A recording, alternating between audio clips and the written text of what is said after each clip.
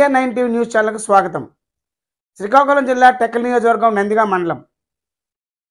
టెక్కల్ నియోజకవర్గం YSRCP incharge fodder Tilak ప్రయాణిస్తున్న car ప్రమాదానికి గురైంది. నందిగాం హైవేకి దగ్గరలో ఆయన ప్రయాణిస్తున్న కారు ఎదురుగా వస్తున్న కారును ఢీకొంది.